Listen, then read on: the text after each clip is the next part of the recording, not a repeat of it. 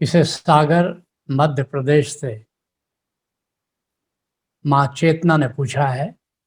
पूछती हैं, मुझे कैसे पता चले कि जो मैं पाना चाहती हूँ वही मेरे लिए सर्वोत्तम है।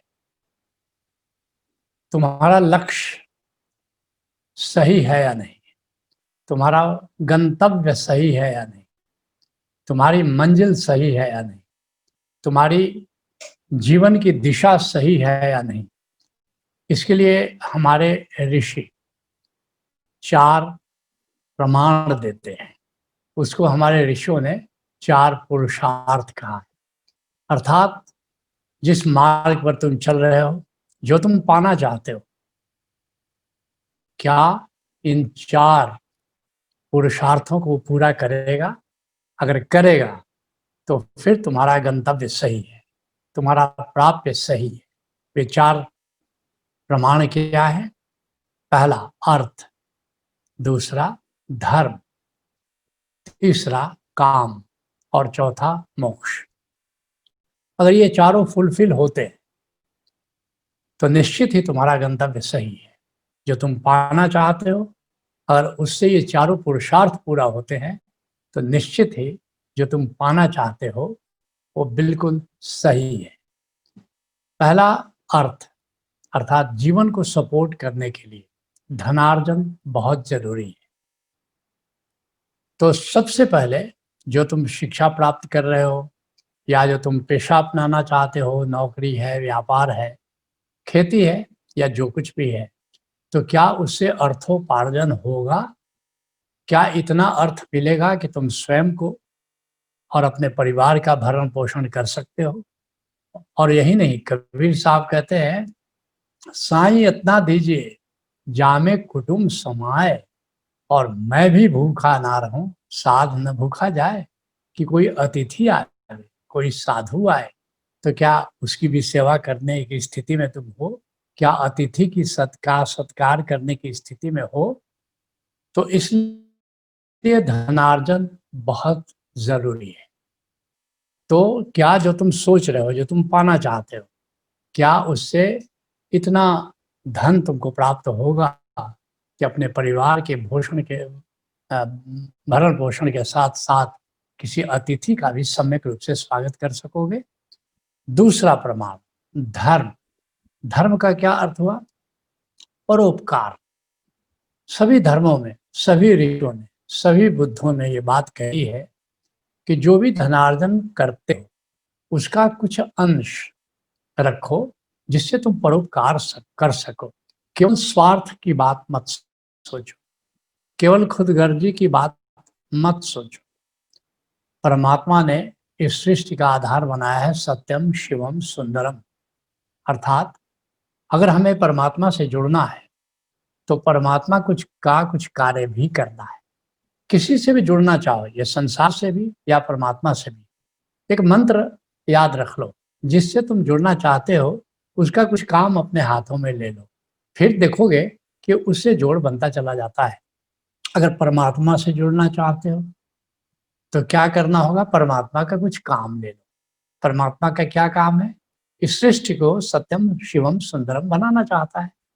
तो तुम भी परोपकार के माध्यम से या अपने पुरुषार्थ के माध्यम से केवल अपने लिए ही मत सोचो, आसपास लोगों के लिए, समाज के लिए, देश के लिए, परिवार के लिए कुछ करने की सोचो। तो इसको कहते हैं धर्म, इसको कहते हैं परोपकार।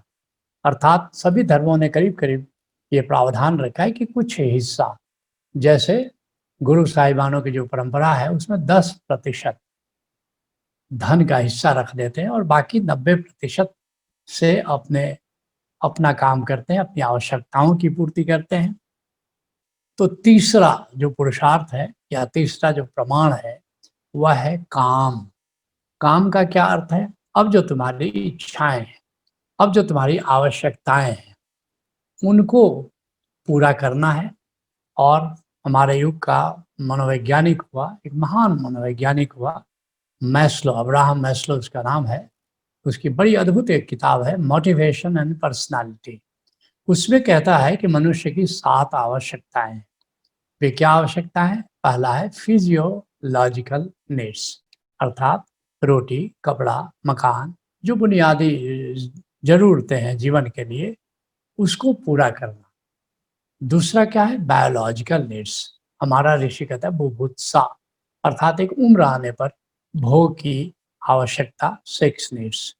तीसरी आवश्यकता क्या है? सिक्योरिटी एंड सेफ्टी नीड्स, जीवन में एक सुरक्षा हो तो उसको भी पूरा करना है। एक ऐसी जिंदगी जीना है, ये जो अमानत मिली है हमारी जिंदगी प्रभु की ओर से, इसकी सुरक्षा करनी है। चौथी आवश्यकता क्या है? प्रेम। हम प्रेम पाना चाहते हैं, हम प्रेम देना चाहते हैं।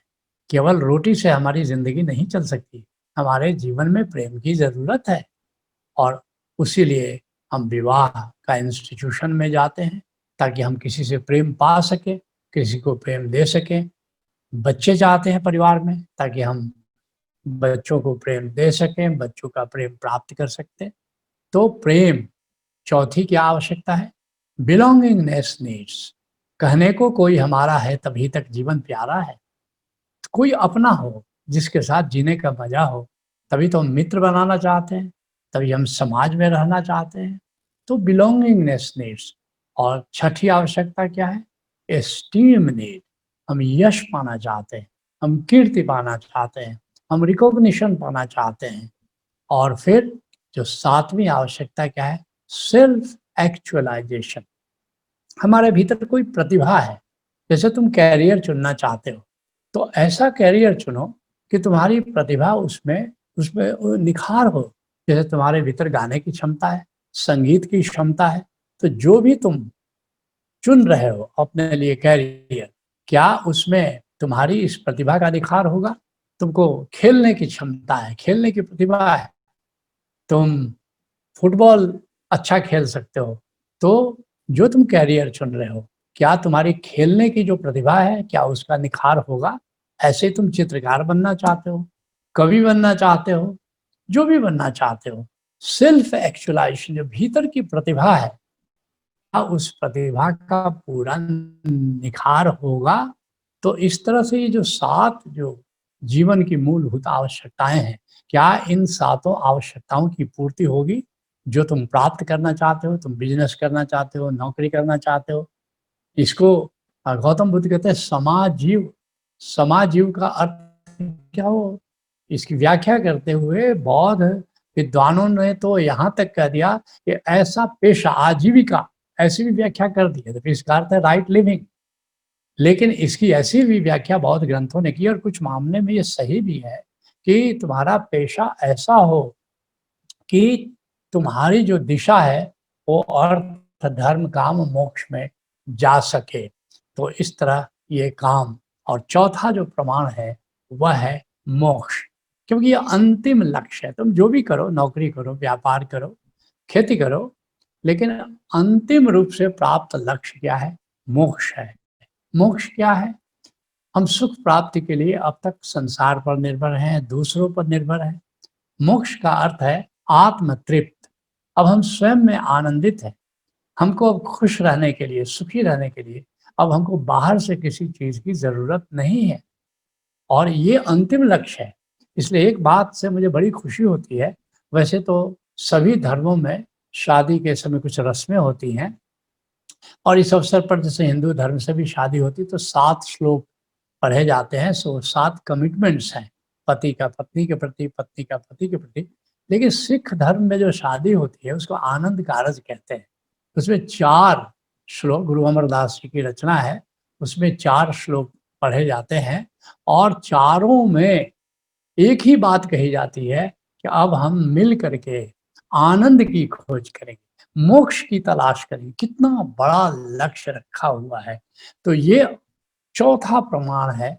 और अगर जो भी तुम करना चाहते हो, जो तुम पाना चाहते हो, अगर जिंदगी इन चारों से हट सकती है, भटक सकती है, कहीं अटक सकती है, तो सोचना वो तुम्हारी जो दिशा है, कहीं न कहीं उसमें कुछ कमी है, कहीं न कहीं कुछ गलती है। लेकिन अगर इस चारों स्तंभों पर जो ज़िंदगी की इमारत अगर खड़ी हो सकती है, तो समझ लेना जो जो तुम पाना चाहते हो, जो तुम करना चाहते हो, अर्थात तुम्हारी प्रतिभा का निखार हो, तुम्हें अल्टीमेटली साधना के लिए समय हो, ध्यान कर सको, समाधि कर सको, सुमिरन कर सको। अब नहीं तो तुम चले गए कहीं ऐसी जगह चले गए जहाँ तुम्हारी संगत ऐसी नहीं है, जहाँ साधकों का संग नहीं है, तो फिर साधना कैसे करोगे? जहाँ सद्गुरु से जुड़ने की सुविधा नहीं है। लोग मेरे पास आते हैं, मैं विदेश जाना चाहता हूँ। मैंने कहा कि बिल्कुल जाओ, लेकिन देख लेना ज़रा संगत ठीक-ठाक है। या तो संगत जहाँ है साधकों का वहाँ रहना, और नहीं तो संगत बना लेना। दोनों बातें मैं एक साथ कहता हूँ। क्या संगत बनाने की क्षमता है? अब तुम किसी कट्टर इस्लामिक कंट्री में चले गए, माना कि आजीविका मिल रही है, बहुत लोग चले जाते हैं, सीरिया चले जाते हैं, इराक चले जाते हैं और कुवैत चले जाते हैं या कतर चले जाते हैं। तो क्या वहाँ पर इतनी कट्टरता के बीच क्या साधना करने की तुम्हारी सुविधा है? तो कितना भी पैसा तुमको मिल रहा है, जीवन की दिशा तो वहाँ विकसित नहीं हो सकती। सेल्फ एक्चुअलाइज़ेशन तो नहीं हो सकता, सेल्फ रियलाइज़ेशन तो नहीं हो सकता। तो इस बात का खूब ख़्याल रखना है कि जो भी प्राप्य हो, जो भी गंतव्य हो, जीवन की जो भी दिशा हो, इसमें ये जो 4 प्राप्य हैं, 4 पुरुषार्थ हैं, निश्चित रूप से अगर इसमें निखार हो, तो समझ लेना कि तुम जो सोच रहे हो, जो तुम पाना चाहते हो, तुम्हारा प्राप्य बिल्कुल सही है। Knowledge.